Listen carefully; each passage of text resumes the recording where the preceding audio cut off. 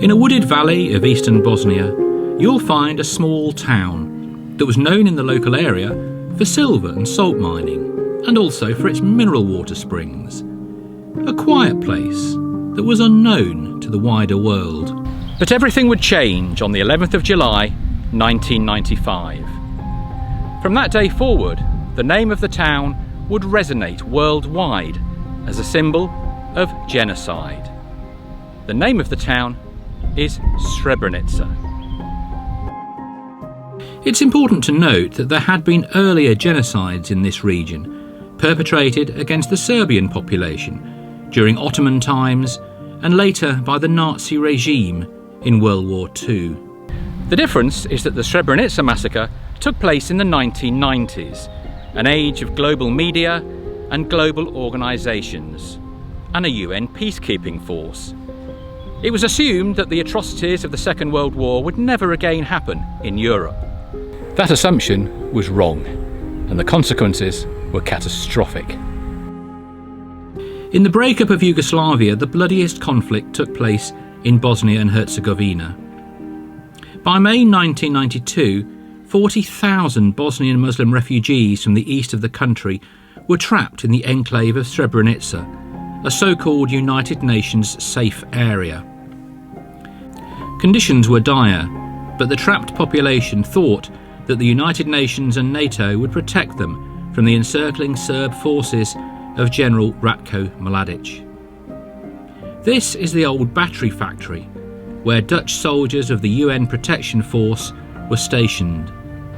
It is now the Srebrenica Genocide Victims Memorial Museum. On the 11th of July 1995, Mladic ordered his forces to enter the enclave, believing, correctly, that the UN peacekeepers would be powerless and that NATO would do nothing. Desperate refugees crowded into the old factory seeking UN protection. On the 13th of July, the Dutch soldiers directed over 6,000 refugees through this gate and handed them over to Bosnian Serb forces. Oblivious to the watching peacekeepers, they separated the men and boys from the women and children. The men and boys were never seen alive again. Some of the women were also later found murdered. Fearing the worst, thousands of men and boys had already headed out into the woods to try to reach the UN safe zone of Tuzla. Very few made it to safety, and it became known as the Death March. The shoes belonged to those who made it across the mountains. The shadows represent those who did not. 8,372 of the Bosnian Muslims who had been trapped in the Srebrenica enclave were murdered. When he entered the town, Ratko Mladic did not hide his motivation. To him, this was revenge for the acts carried out by the Ottoman Empire around 100 years before. An appalling philosophy. In 2017, Mladic was found guilty of genocide and war crimes at the International Criminal Tribunal for the former Yugoslavia. One of the most emotive statues to the events of July 1995 can be found in Sarajevo. It depicts a father called Ramo calling to his son Nermin that it was safe to surrender. The Serbian forces filmed his plea. It's heartbreaking to watch. His son did indeed surrender, but both were executed shortly thereafter. Also in Sarajevo, you'll find the gallery of the 11th of July 1995, an exhibition space dedicated to the memory of the victims of the genocide. Sarlan, what emotions do you have when you return to Srebrenica? When I come here, first time I came here 1996.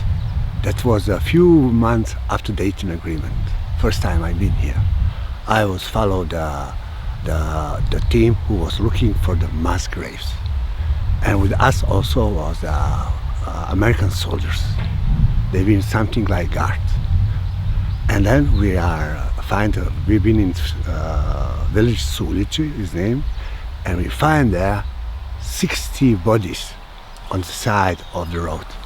And all of them, the clothes, they had the pockets was out. And then they killed them. But it means the Serbs first, they rubbish them, and then they killed them. It was very sad. It was very sad that they killed the people because of the greater Serbia. That's reason because Serbs, they started a war in Bosnia because of the greater Serbia and kill hundreds of thousands of people in Bosnia, civilians and kids and women. Now, how to explain the people? How I feel now? Because I've been here 4 years in Bosnia, in Sarajevo. I'm born in Sarajevo. I love my country. I love my Sarajevo, my family.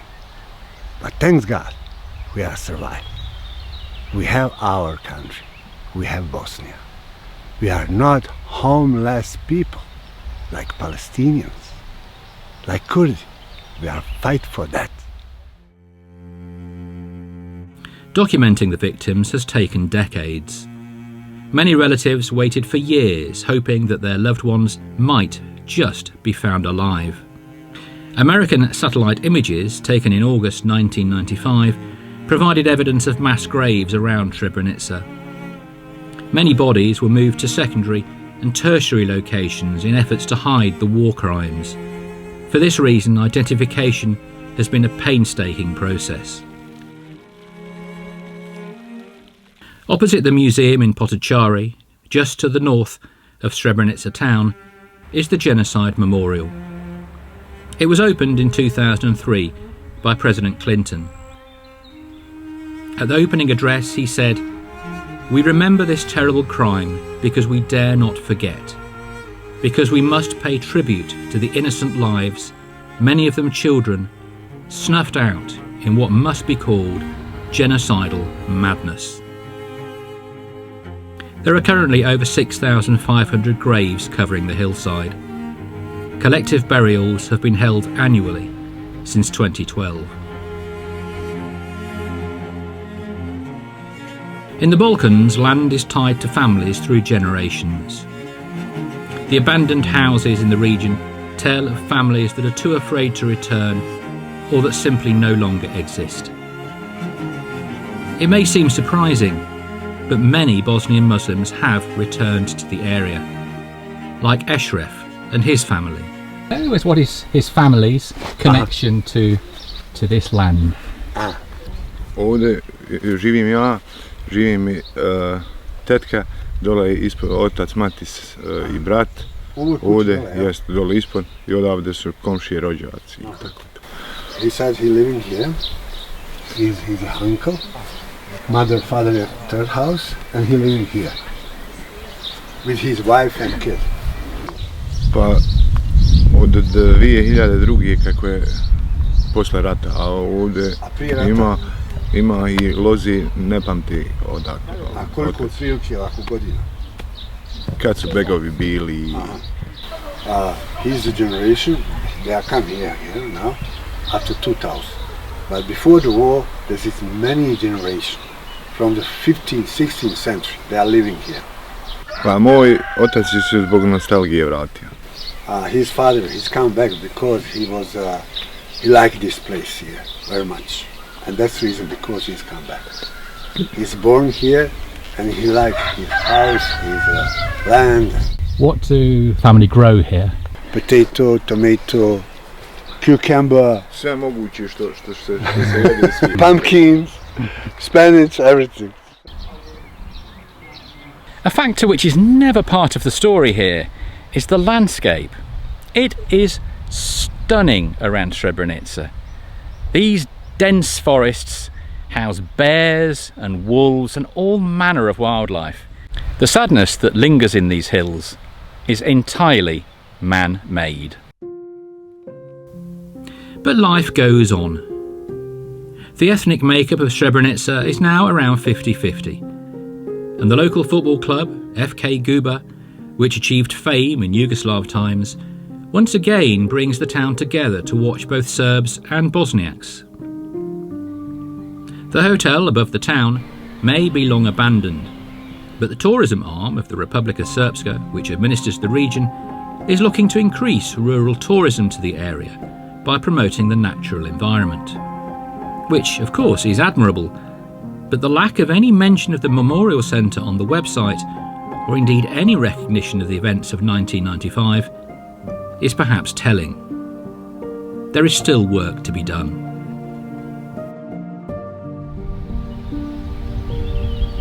Some physicists argue that there are multiple alternate worlds. If that's true, then I'd like to imagine that there's one where Srebrenica is a prosperous, multi-ethnic community, where perhaps the most contentious debate is about football, a town that is completely unknown to the outside world and wants to stay that way. It's a nice thought.